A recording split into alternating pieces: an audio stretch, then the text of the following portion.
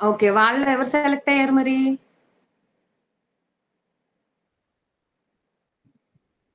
Mattayya aunty. Okay. Very good. అపోస్తలులుగా అంటే ఆ ఉన్న ఇద్దరిలో ఆ ఒక్కళ్ళని ఎన్నుకోవడం కోసం మిగిలిన అపోస్తలులు ఏం చేశారు? ఎవరు? స్వాస్య. ఇద్దరున్నారు కదా పర్సన్స్ అపోస్తలులుగా అర్హత పొందడానికి. వాళ్ళలో ఒక పర్సన్‌ని ఎన్నుకోవడం కోసం వాళ్ళు ఏం చేశారు? అపోస్తలులు ఏం చేశారు? ఆంటీ మీరు ఇప్పుడు క్వశ్చన్స్ అడుగుతున్నారు కదా ఆంటీ, అమ్మా. ఇవి మీరు క్లాస్ చెప్పినప్పుడు ఏ రోజు చెప్పారంటే మీరు క్లాసు చెప్పారు అని అడుగుతున్నారు. టాపిక్ ఏ రోజు? అవునమ్మా, లాస్ట్ వీక్ మంగళవారం క్లాస్ చెప్పాను నేను. దానికి సంబంధించి మొత్తం రివైండ్ చేసి లాస్ట్ వీక్ క్వశ్చన్స్ అడిగాను. మళ్ళీ ఈ వీక్ కూడా అడుగుతున్నాను, మీకు గుర్తుందా లేదా అని. అంటే లాస్ట్ వీక్ మంగళవారం నేను లాస్ట్ వీక్ అటెండ్ అవ్వలేదమ్మా?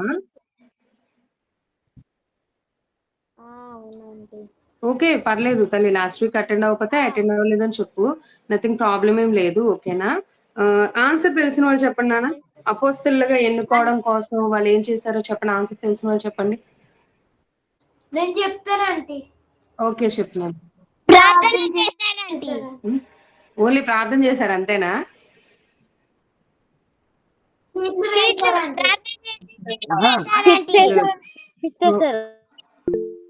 ఓకే, వాళ్ళిద్దరి పేర్లు కూడా రాసి చీట్లు వేసి ప్రార్థన చేసి ఒక చీటీ తీగా ఎవరి పేరు మీద వచ్చింది అంటే మత్తయ్య గారి పేరు మీద వచ్చింది.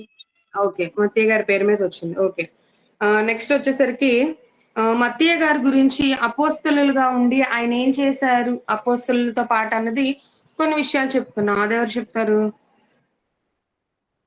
మత్తయ్య గారు అపోస్తలులతో పాటు యాడ్ అయిన తర్వాత ఏం చేశారు అన్నది. అపోస్తల కార్యాలు 8వ అధ్యాయం 1వ వచనం చెప్పారండి. అదే అక్కడ ఆయన పాత్ర ఏంటి?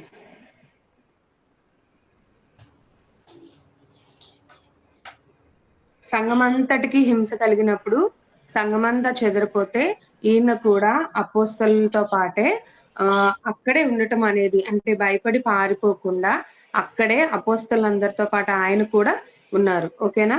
అది అలాగే అపోస్తల కార్యాలు మీకు 4 కాదు 2:42లో కూడా మీకు ఒకటి చెప్పాను. ఏంటి అంటే వారు బోధ కూడా చేశారు అని చెప్పేసి అపోస్తలు. ఓకేనా? ఓకే, ఏమీ లేదు నాన్న, జస్ట్ మీకు గుర్తుందా లేదా, గుర్తు పెట్టుకుంటున్నారా లేదా అన్న దాని గురించే తప్ప వేరే ఏం లేదు. ఇలా మిమ్మల్ని పర్సన్ టు పర్సన్ అడిగాను అనుకోండి, ఎప్పుడు చెప్పే వాళ్ళే కాకుండా మిగిలిన వాళ్ళు కూడా ఆన్సర్ తెలుస్తుంది మీకు, గబుక్కున ఆన్సర్ చెప్పాలనుకుంటారు. కానీ వేరే వాళ్ళు ఆన్సర్ చెప్పడం వల్ల మీరు డిసప్పాయింట్ అవుతారు కదా. అలా లేకుండా ఉండడం కోసం పర్సన్ టు పర్సన్ అడిగానంతే. మీకు ఆన్సర్ తెలియలేదు అనుకోండి, పర్వాలా, ఆన్సర్ తెలియలేదని చెప్పండి. ఓకేనా? ఒకవేళ మీరు ఆబ్సెంట్ అయ్యారనుకోండి, నేను ఆబ్సెంట్ అయ్యాను అండి అని చెప్పేసి చెప్పండి. ప్రాబ్లం ఏం లేదు. మీకు ఎంతవరకు అర్థమవుతుందో నాకు తెలిసిందనుకో, నేను ఇంకా జాగ్రత్తగా మీకు వివరించి చెప్పడానికి అవకాశం ఉంటది. అందుకోసం సరేనా? మీలో వీడియో ఆన్ చేసుకోవడానికి అవకాశం ఉన్నవాళ్ళు, అవైలబుల్‌గా ఉన్నవాళ్ళు వీడియో ఆన్ చేసుకోండి. కొంచెం మిమ్మల్ని చూస్తా చెప్పడానికి బాగుంటుంది. అవకాశం ఉన్నవాళ్ళు ఆన్ చేసుకోండి చాలు, ప్రాబ్లం ఏం లేదు. ఓకే, ఈ రోజు వచ్చేసరికి మనం నేర్చుకోబోయేది ఏంటి అంటే, లాస్ట్ వీక్ మనం అపోస్తుల కార్యాలు 1వ అధ్యాయం కంప్లీట్ అయిపోయింది కదా. ఇప్పుడు సెకండ్ చాప్టర్ లోకి వెళ్తాము. ఈ సెకండ్ చాప్టర్ లో మనం స్పెషల్ గా ఒకళ్ళని మీట్ అవుతాం అనమాట. ఎవరు అంటే ఆయనే పరిశుద్ధాత్మ దేవుడు. ఓకేనా? పరిశుద్ధాత్ముడు. ఎవరు అంటే పరిశుద్ధాత్ముడు. ఈ యొక్క పరిశుద్ధాత్ములు ఈ లోకానికి రావటం కానివ్వండి, ఈ అపోస్తలుల విషయంలో ఆయన చేసినటువంటి పనులు కానివ్వండి, వీటి గురించి కొన్ని విషయాలు మనం నేర్చుకుందాం. ఓకేనా? అపోస్తలులు పరిశుద్ధాత్మను పొందుకోవడం గురించి ఇక్కడ మనం మాట్లాడుకుందాం. ఓకే, అపోస్తల కార్యములు, బైబిల్స్ ఉన్న వాళ్ళందరూ కూడా బైబిల్ తీయాలి. ఓకేనా? నోట్స్ దగ్గర పెట్టుకోవాలి. అపోస్తల కార్యములు 2వ అధ్యాయము 1వ వచనం నుంచి 4వ వచనం వరకు, 1వ వచనం నుంచి 4వ వచనం వరకు అపోస్తల కార్యములు 2వ అధ్యాయము 1 నుంచి 4 వచనాలు నేను చదువుతానే, కొంచెం జాగ్రత్తగా చూడండి. అంటే మన టైం అయిపోయింది కదా, మళ్ళీ నేను ఎక్స్ప్లెయిన్ చేయాలి కదా, అందుకోసం. ఓకేనా తల్లి? Okay aunty. అపోస్తల కార్యములు 2వ అధ్యాయము 1-4 వచనాల వరకు. పెంతెకోస్తు అను పండుగ దినము వచ్చినప్పుడు అందరూ ఒక చోట కూడి ఉండిరి. అప్పుడు వేగముగా వీచు బలమైన గాలి వంటి ఒక ధ్వని ఆకాశము నుండి అకస్మాత్తుగా వారు కూర్చుండి ఉన్న ఇల్లంతయు నిండెను. మరియు అగ్ని జ్వాలల వంటి నాలుకలు విభాగింపబడినట్లుగా వారికి కనబడి వారిలో ఒక్కొక్కరి మీద వ్రాలగా అందరూ పరిశుద్ధాత్మతో నిండిన వారే ఆ ఆత్మ వారికి వాక్శక్తి అనుగ్రహించిన కొలది అన్య భాషలతో మాట్లాడ సాగిరి. ఫస్ట్ వచనం చూసుకుందాం మనం. 2వ అధ్యాయం 1వ వచనంలో పెంతెకోస్తు అను పండుగ దినమున, ఓకేనా, పండుగ పెంతెకోస్తు అనేటటువంటి పండుగ దినం అనేది వచ్చింది. అప్పుడు అందరూ ఒక చోట కూడి ఉన్నారు. ఎవరందరూ? శిష్యులైనటువంటి వారు అందరూ కూడా ఒక చోట కూడుకొని ఉన్నారు. ఎప్పుడు అంటే పెంతెకోస్తు అను పండుగ దినం వచ్చినప్పుడు అందరూ ఒక ప్లేస్ లో కూడుకొని ఉన్నారు. ఓకేనా? అప్పుడు వేగముగా వీచు బలమైన గాలి వంటి ఒక ధ్వని ఆకాశము నుండి అకస్మాత్తుగా వారు కూర్చుండి ఉన్న ఇల్లంతయు నిండెను. అంటే ఇప్పుడు వాళ్ళు ఎక్కడున్నారు? ఇంట్లో ఉన్నారు. ఓకేనా? అక్కడ ఎలాంటి సిచ్యువేషన్ వచ్చింది అంటే వేగంగా వీచేటటువంటి బలమైన గాలి వంటి ఒక ధ్వని. మీరు గాలి బాగా వేస్తుంది అనుకోండి, మనం అది ఎలా చెప్పగలం? బట్టలు వెగడాన్ని బట్టి, జుట్టు వెగిరిపోవడాన్ని బట్టి చెప్తాం. కానీ అవునా, చాలా స్పీడ్ గా వస్తున్నప్పుడు చాలా సౌండ్ వస్తుంది. ఎప్పుడైనా గమనించారా మీరు? గాలి చాలా స్పీడ్ గా వస్తున్నప్పుడు సౌండ్ అనేది వస్తుంది అనమాట. అదే ఇక్కడ చెప్తున్నారు, వేగముగా వీచు బలమైన గాలి వంటి ఒక ధ్వని, అంటే శబ్దం అనేది ఆకాశం నుంచి వచ్చిందంట. ఎక్కడి నుంచి? ఆకాశం నుండి అకస్మాత్తుగా వారు కూర్చున్న ఇల్లందరూ, ఎవరు కూర్చున్న ఇల్లంతట్లో? అపోస్తలైనటువంటి వాళ్ళందరూ కూర్చున్న ఇల్లంతా కూడా నిండిపోయింది. మరియు ఇంకా రెండో సందర్భం, వారికి కనబడి వారిలో ఒక్కొక్కరి మీద వ్రాలగా. ఏంటి అంటే అగ్ని జ్వాలల వంటి నాలుకలు. అగ్ని జ్వాల అంటే మంటలు. ఓకేనా? అగ్ని జ్వాలలు అంటే పార్ట్స్ గా చేయబడ్డాం. ఓకేనా? ఆ యొక్క అగ్ని జ్వాలలు వంటి నాలుకలు పార్ట్స్ గా చేయబడినట్లుగా ఉండి వారిలో ఒక్కొక్కరి మీద వాలగా. ఓకేనా? ఒక్కొక్కరి మీదకి కూడా అవి రాలడం అనేది జరిగింది. 4వ వచనం, పరిశుద్ధాత్మతో నిండిన వారే ఆ ఆత్మ వారికి అనుగ్రహితే అగ్ని జ్వాలలుగా ఉన్నటువంటి నాలుకలు విభాగింపబడి ఒక్కొక్కరి మీద పడతాయో అప్పుడు ఏమైంది అంట? వారు పరిశుద్ధాత్మను పొందుకున్నారు. ఓకేనా? అప్పుడు వారు పరిశుద్ధాత్మను పొందుకోవడం జరిగింది. అలా పరిశుద్ధాత్మ పొందుకున్న వాళ్ళందరికీ కూడా ఆ పరిశుద్ధాత్ముడు వాక్శక్తిని అనుగ్రహించి, అంటే మాట్లాడగలిగేటటువంటి శక్తిని అనుగ్రహించారు. ఏం మాట్లాడగలిగేటటువంటి శక్తి అంటే మామూలుగా వాళ్ళకి మాట్లాడడం రాదు అని కాదు, వాళ్ళు మాట్లాడగలరు. కానీ వాళ్ళు మాట్లాడవలసినటువంటి విషయాలకు సంబంధించి కొంత వాక్శక్తి అనేది వాళ్ళకి అనుగ్రహించడంతో వాళ్ళు ఏం చేశారంటే అన్య భాషలతో మాట్లాడసాగిరి. ఏ భాషలతో మాట్లాడారంట? అన్య భాషలు, అంటే అదర్ లాంగ్వేజెస్. మన లాంగ్వేజ్ మదర్ టంగ్ అంటారు. అవునా? మనం పుట్టినప్పటి నుంచి ఏ లాంగ్వేజ్ మన మదర్ టంగ్ ఏంటి? తెలుగు. Very good. ఇప్పుడు తెలుగు కాకుండా మిగిలిన భాషలన్నీ మనకి అన్య భాషలు. అవునా కదా? అంటే వాళ్ళకు ఉండేటటువంటి లాంగ్వేజ్, వాళ్ళకు ఉండేటటువంటి వాళ్ళు మాట్లాడేటటువంటి లాంగ్వేజ్ కాకుండా వేరే భాషలు మాట్లాడగలిగేటటువంటి శక్తిని వాళ్ళు అక్కడ పొందుకోవడం అనేది జరిగింది. ఓకేనా? ఇక్కడ జరిగిన సందర్భం మాత్రమే మీకు చెప్పాను. ఓకే, ఫస్ట్ ఏంటి అంటే వాళ్ళందరూ కూడా పెంతెకోస్తు అనేటటువంటి పండుగ దినం వచ్చినప్పుడు ఎక్కడున్నారు? ఒక చోట కూడుకొని ఉన్నారు. అంటే ఎక్కడ? ఒక ఇంటిలో కూడుకొని ఉన్నారు. అవునా? అప్పుడేమైంది? శబ్దం వస్తుందో భాగింపబడి వారిలో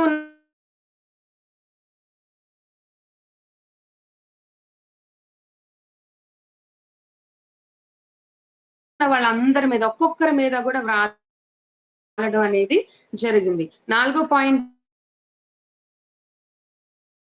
ఏంటి, ఎప్పుడైతే అలా రాలిందో ఎప్పుడైతే అలా అనేది వాళ్ళ లాంగ్వేజెస్ లో మాట్లాడగలిగారు, అన్య భాషలలో మాట్లాడగలిగారు. ఇది ఇక్కడ జరిగినటువంటి వచ్చారు. ఓకేనా? వీళ్ళ మీదకి ఎందుకు వచ్చారు? పర్టికులర్ గా ఈ పర్సన్స్ మీదకే పరిశుద్ధాత్మ దేవుడు రావడానికి గల కారణం ఏంటి?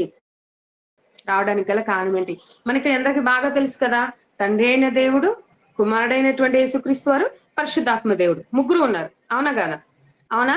అద్వితీయుడుగా పెద్ద కుమారుడుగా ఉన్నది ఎవరు అంటే యేసుక్రీస్తు వారు. మరి చిన్న కుమారుడుగా ఉంది ఎవరు అంటే పరిశుద్ధాత్మ దేవుడు. ఓకేనా? ఆయనకి శరీరం అనేది లేదు, ఆయన కేవలం ఆత్మరూపిగానే ఉన్నారు. యేసుక్రీస్తు వారు ఈ భూమి మీదకు వచ్చి బ్రతికిన 33.5 సంవత్సరాలు కూడా శరీరాన్ని ధరించుకుని బ్రతికారు. తర్వాత ఆయన మరల తిరిగి వెళ్ళిపోవడం అనేది జరిగింది. ఓకేనా? తండ్రి, కుమారుడు, పరిశుద్ధాత్ముడు ముగ్గురు ఉన్నారు. ఈ థర్డ్ పర్సన్ ఎవరు అంటే పరిశుద్ధాత్మ దేవుడే ఇప్పుడు వాళ్ళ మీదకు వచ్చి వాళ్ళ మీదకి రావటం అనేది జరిగింది. ఎందుకు వచ్చారు ఏంటి అన్నది మనం ఈ రోజు నేర్చుకుందాం. ఓకేనా? మనం అంతకు ముందు చెప్పుకున్నాం, గుర్తుందా? అపోస్తల కార్యాలు 1వ అధ్యాయంలో ఎక్కడెక్కడ పరిశుద్ధాత్ముడి గురించి ఉందో చెప్పగలరా? అపోస్తల కార్యాలు 1వ అధ్యాయంలో ఎక్కడెక్కడ పరిశుద్ధాత్ముడి గురించి ఉందో ఎవరైనా చెప్పగలరా?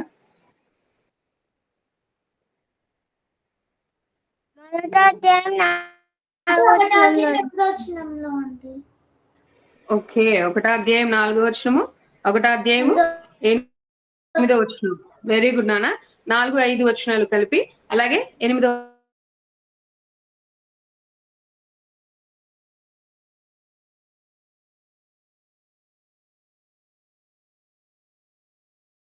అయితే ఇప్పుడు అపోస్తల కార్యాలు 1వ మనం డిస్కస్ చేసుకున్న వచనాలే వచనం. ఆయన వారిని కలుసుకొని ఇలాగూ ఆజ్ఞాపించెను, మీరు యెరూషలేము నుండి వెళ్ళక నా వలన వినిన తండ్రి యొక్క వాగ్దానము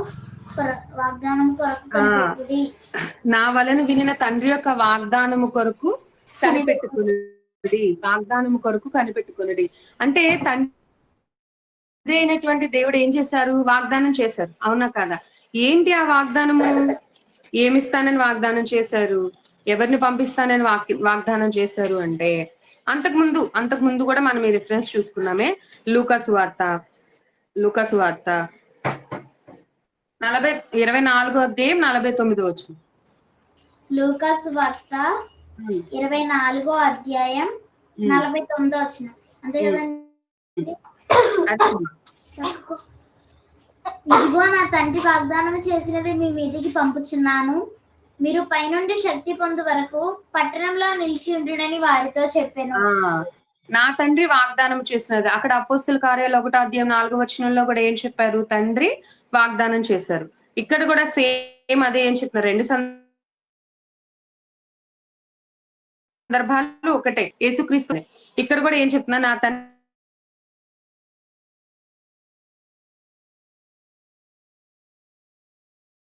వాగ్దానం చేసినది మీ మీదకి పంపుచున్నాను. ఓకేనా? మీదకి పైనుండి శక్తి పొందు వరకు. ఇప్పుడు ఆ పరిశుద్ధాత్ముడు వస్తే గనక ఏమవుతుంది? వాళ్ళకి శక్తి అనేది వస్తుంది. మీరు మరలా మనం అపోస్తల కార్యాలు 1వ అధ్యాయానికి వచ్చేయండి. అపోస్తల కార్యాలు 1వ అధ్యాయానికి వచ్చేద్దాం. 4వ వచనంలో కాకుండా ఇంకా ఏ వచనంలో ఉన్నట్లు మనం చూసుకున్నాం? 5, 4, 5 వచ్చేద్దాం ఇప్పుడు. ఆయన వచ్చినప్పుడు మీరు శక్తి నొందుదురు గనుక మీరు యెరూషలేములోను యూదయ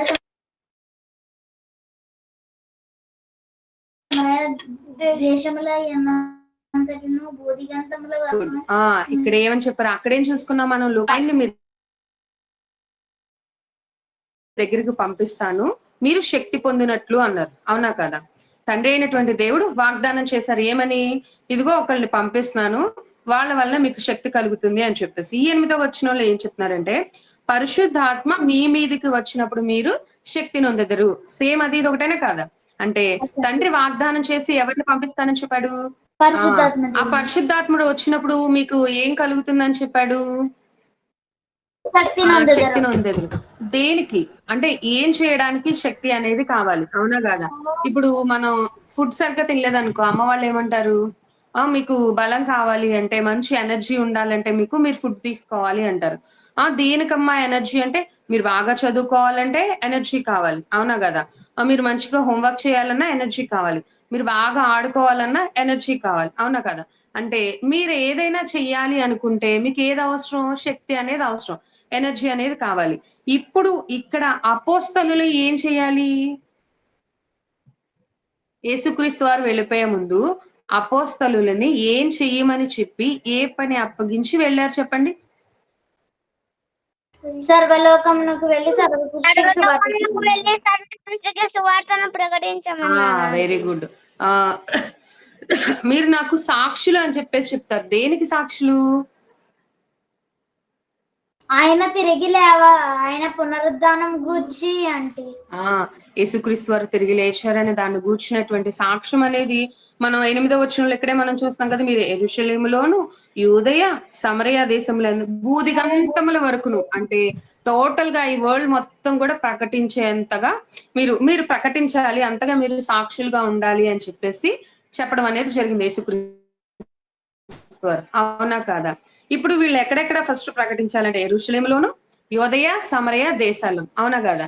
ఇప్పుడు యెరూషలేంలో ఉండేటటువంటి వారందరే కదా, యూదులుగా ఉన్న వీళ్ళందరే కదా యేసుక్రీస్తు వారిని సిలువ వేసి చంపేసింది, అవునా కదా? చంపేయండి చంపేయండి చంపేయండి అని చెప్పి గొడవ చేసి ఆయన ఏ నేరం చేయకపోయినా కానీ ఆయన మీద పగ్గబట్టి మరి చంపేశారు, అవునా కదా? అవునా? అంటే ఆయన బ్రతికి ఉండడం ఇష్టం లేక చంపేసినటువంటి ఆ ప్రజల మధ్యలో ఎవరైతే యేసుక్రీస్తు వారిని చంపేశారో వారి మధ్యలోనే యేసుక్రీస్తు వారు తిరిగి లేచాడు అని, మీరు ఎవరినైతే చంపేశారో ఆయనే రక్షకుడు అని, దానికి మేమే సాక్షులము అని చెప్పాలనుకోండి, ఊరుకుంటారా? వాళ్ళు చెప్పండి.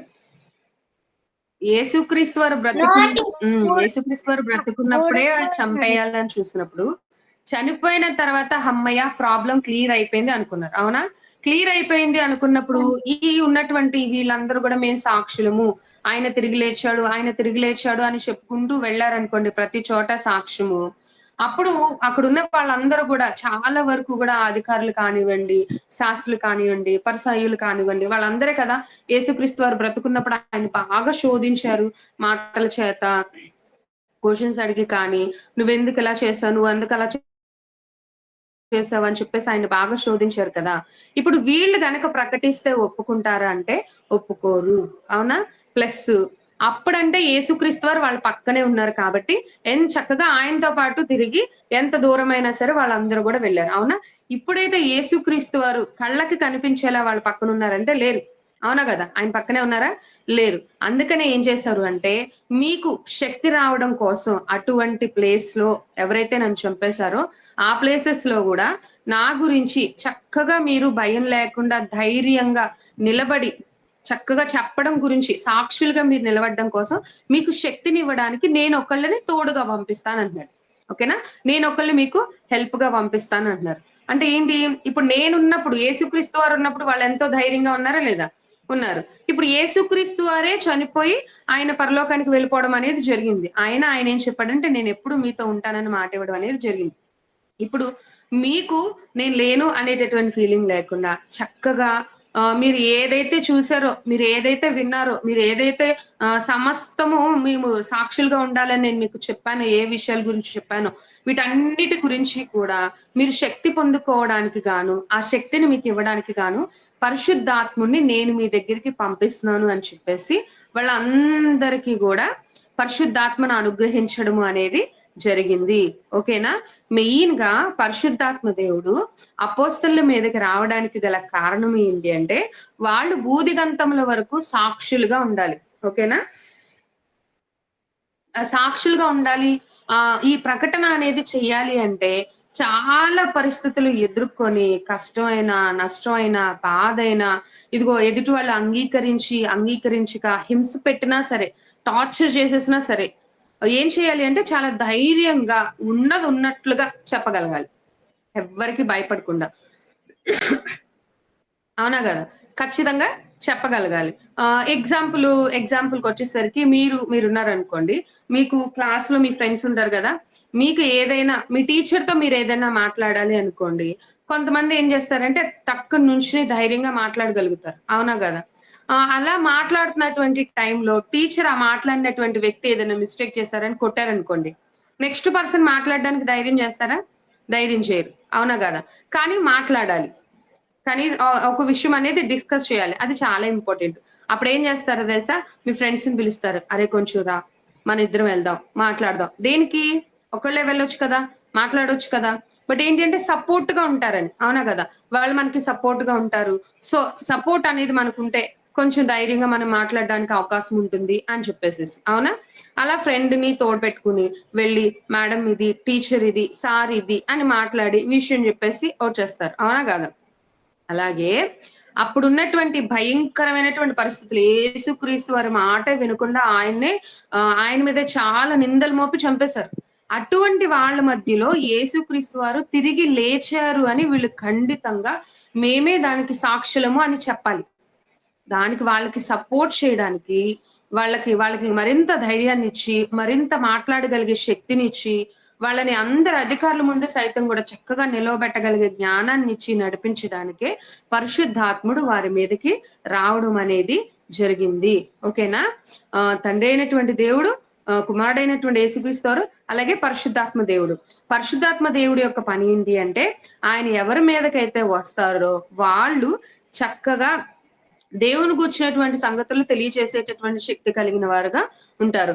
ఆ రోజు అపోస్తలుల మీద కట్టి రీతిలో రావడానికి గల కారణం ఏంటి అంటే, వాగ్దానం అనేది చేశాడు దేవుడు. అయితే ఈ వాగ్దానం ఎక్కడ చేశాడు, ఎప్పుడు చేశాడు? ఓకేనా? ఈ వాగ్దానం ఎక్కడ చేశాడు, ఎప్పుడు చేశాడు అన్నదే మనకి తెలియాలి.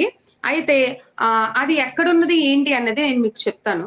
మీరు నెక్స్ట్ వీక్ కి మీరు ఫైండ్ అవుట్ చేసుకుని రావాలి. దానికి మీకు క్లూస్ ఇస్తాను, ఓకేనా?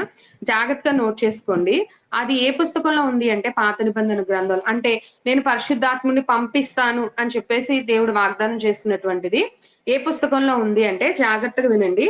యోవేలు గ్రంథం రాసుకోండి. యోవేలు గ్రంథంలో ఉంది. యోవేలు గ్రంథంలో ఒక చిన్న హింట్ ఇస్తాను చూడండి. రిఫరెన్స్ కోడ్ మీరు కనుక్కోవాలి. పుస్తకం పేరు నేను చెప్పేశాను, కోడ్ మీరు కనుక్కొని సోనీ సిస్టర్ కి మీరు మెసేజ్ చేయండి, ఓకేనా? యోవేలు గ్రంథంలో ఉన్న అధ్యాయాలన్నింటిలో కూడాను ఒక అధ్యాయము 2 వచనాలు అనమాట. ఒక అధ్యాయము 2 వచనాలు. వీటికి సంబంధించి ఫస్ట్ 2 అనే నెంబరే వస్తుంది, గుర్తుపెట్టుకోండి. ఒక అధ్యాయము 2 వచనాలు, ఒక అధ్యాయము 2 వచనాలు ఉంటాయి అన్నమాట. దీనికి సంబంధించి అన్నిటికీ కూడా 2 అనే నెంబర్ కంపల్సరీ వస్తుంది. అది ఏ అధ్యాయమో, ఏ వచనాలో అన్నది మీరు ఫైండ్ అవుట్ చేసి వెంటనే సోనీ సిస్టర్ కి మీ పేరు పెట్టేసి మెసేజ్ చేసేయండి, ఓకేనా? ఎక్కడ వాగ్దానం చేయబడింది అన్నది ఆ రెఫరెన్స్ కూడా రాసి చక్కగా మెసేజ్ పెట్టండి. ఈ రోజు వచ్చేసరికి మీరు నోట్స్ లో కంప్లీట్ గా నీట్ గా రాయవలసిన వచనాలు ఏంటి అంటే, అపోస్తల కార్యాలు 2వ అధ్యాయము 1 నుంచి 4 వరకు, ఓకేనా? అపోస్తల కార్యాలు 2వ అధ్యాయము 1 నుంచి 4 వచనాల వరకు మీరు రాయాలి. అలాగే ఎక్కడెక్కడ పరిశుద్ధాత్ముడు గురించి చెప్పబడింది అపోస్తల కార్యముల్లో, 1వ అధ్యాయము 4-5 వచనాలు, అలాగే 8వ వచనం. వీటిని చాలా జాగ్రత్తగా నీట్ గా మీరు రాసుకుని రావాలి, ఓకేనా? ఈ రోజు ఏం చెప్పాను అన్నది ఒకసారి రివైండ్ చేసేస్తాను. ఏంటి అంటే, ఈ రోజు మనం ఏం నేర్చుకున్నాం? అపోస్తల కార్యాలు 2వ అధ్యాయంలో 1 నుంచి 4 వచనాలు మనం నేర్చుకున్నాము. ఈ ఫస్ట్ వచనంలో ఏముంది అంటే, ఏ పండగ రోజున ఎవరందరూ ఒక చోట కూడుకున్నారని ఉంది చెప్పండి. పెంతెకొస్తు పండుగ దినమున అపోస్తలుందరూ కూడా ఒక చోట ఉంటారు. అలాగే సెకండ్ పాయింట్ లో ఏం జరిగింది అంటే, వాళ్ళందరూ ఒక చోట ఉన్నప్పుడు వేగముగా వీచు బలమైన గాలి వంటి ఒక ధ్వని ఆకాశం నుండి అకస్మాత్తుగా ఇల్లంతా కూడా నిండిపోవడం జరుగుతుంది. ఆ తర్వాత అగ్ని జ్వాలల వంటి నాలుకలుగా విభాగింపబడి అక్కడ ఉన్నటువంటి వాళ్ళందరి మీద ఒక్కొక్కళ్ళ మీద కూడా రావడం అనేది జరుగుతుంది. 4th పాయింట్ వచ్చేసరికి, అలా వారు పరిశుద్ధాత్మను పొందుకున్నాక పరిశుద్ధాత్ముడు వాళ్ళకి అనుగ్రహించిన వాక్శక్తిని బట్టి వాళ్ళు ఏం చేశారంటే అన్య భాషలతో మాట్లాడారు. అన్య భాషలు అంటే మన మదర్ టంగ్ కాకుండా అదర్ లాంగ్వేజెస్, ఓకేనా? అంటే వాళ్ళకి రావు, ఆ లాంగ్వేజెస్ వాళ్ళకి రావు, కానీ రాని భాషలు కూడా వాళ్ళు మాట్లాడగలిగారు, ఓకేనా? ఫస్ట్ పరిశుద్ధాత్మ దేవుడు అక్కడికి రావటానికి గల రీజన్ ఏంటి అంటే, ఫస్ట్ రీజన్ ఏంటి? తండ్రి అయినటువంటి దేవుడు వాగ్దానం చేశాడు, ఓకేనా? పంపిస్తానని వాగ్దానం చేశాడు. రెండో రీజన్ వచ్చేసరికి ఏంటి అంటే పరిశుద్ధాత్ముడు వాళ్ళకి రావటం వల్ల, వాళ్ళ మీదకి రావటం వలన, వాళ్ళ లోపలికి రావటం వల్ల ఏం జరుగుతుంది అంటే క్రీస్తు పునరుద్ధానాన్ని గూర్చి శక్తివంతంగా వాళ్ళు ప్రకటించడానికి శక్తిని పొందుకోగలుగుతారు. ఓకేనా? వాళ్ళకి చాలా సపోర్టివ్ గా పరిశుద్ధాత్మ దేవుడు వాళ్ళకి ఉండి వాళ్ళు ఇంకా ముందుకు వెళ్ళడానికి చాలా ధైర్యంగా అన్ని చోట్ల కూడా క్రీస్తు పునరుద్ధానం గురించి చాలా గట్టిగా రూఢిగా వాళ్ళు చూసిన వాటి గురించి, విన్న వాటి గురించి సాక్ష్యం ఇవ్వాలి కదా. ఆ సాక్ష్యం చెప్పడం కోసం అని చెప్పేసి వాళ్ళు శక్తి అనేది పొందుకుంటారు. ఓకేనా? ఇక్కడ వరకు క్లియర్ కదా? దీనికి సంబంధించి ఏమైనా అడగల మీరు? మీ అందరికి అర్థమైంది అంటే గనక లాస్ట్ వీక్ మీకు ఇమేజెస్ చూపించి రిఫరెన్స్ చెప్పమన్నాను కదా, అలాగే నేను ఒక 3 ఇమేజెస్ రెడీ చేశాను, అవి చూపిస్తాను. చూపించిన? Okay aunty. ఓకే, ఒక్క నిమిషం లైన్ లో ఉండండి, అయిపోతుంది. ఒక 2 minutes లో క్లోజ్ చేసుకోండి.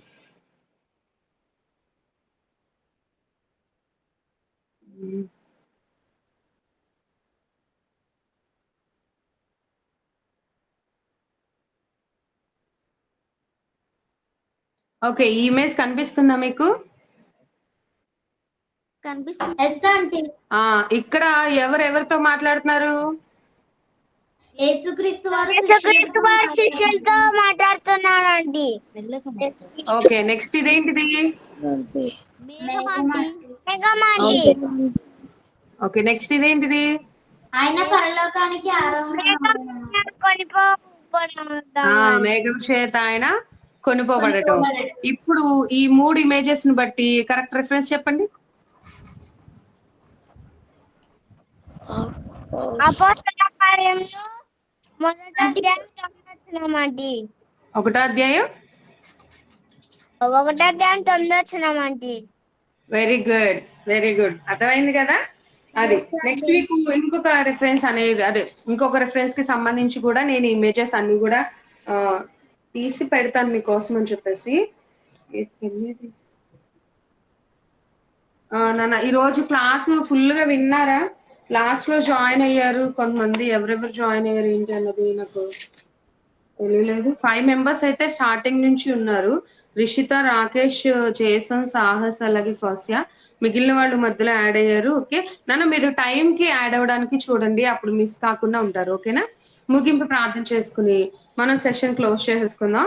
నెక్స్ట్ వీక్ గుర్తుపెట్టుకోండి, ఈ రిఫరెన్సెస్ మీరు రాయాలి. వర్క్ ఇచ్చాను గుర్తుంది కదా? యోవేల్ గ్రంథంలో ఒక చాప్టర్, అలాగే 2 verses ఉంటాయి అన్నమాట. వీటికి సంబంధించి ఈ మూడింటికి కూడా, అంటే ఆ అధ్యాయానికి ఫస్ట్ 2 అనేది ఉంటుంది, అలాగే ఆ చాప్టర్స్ కి కూడా ఫస్ట్ 2 అనేటటువంటి నెంబర్ ఉంటుంది. అదే వర్షం మీరు కనుక్కొని సోనీ సిస్టర్ కి మెసేజ్ చేయాలి. అలాగే అపోస్తల కార్యాలు 1 నుంచి 4 వచనాలు కూడా మీరు హోంవర్క్ కింద రాసి చూపించాలి. ఓకేనా? చాలా మంది రాసి పంపించట్లేదురా, నేను చూస్తున్నాను. సోనీ సిస్టర్ నాకు మెసేజ్ చేస్తున్నారు, రాయట్లేదు ఎవరు అని చెప్పేసి. ఈసారి కంపల్సరీ మీరు అందరు రాయాలి. ఓకేనా? కళ్ళు మూసుకోండి, ప్రార్థన చేసుకోండి. అంటే యోవేలు పరిశుద్ధాత్మ ఉంటదంటే అమ్మా, పరిశుద్ధాత్మ గురించి ఉంటదా అంటే? పరిశుద్ధాత్మ గురించేనమ్మా. తండ్రి వాగ్దానం చేశారు కదా, ఏమని?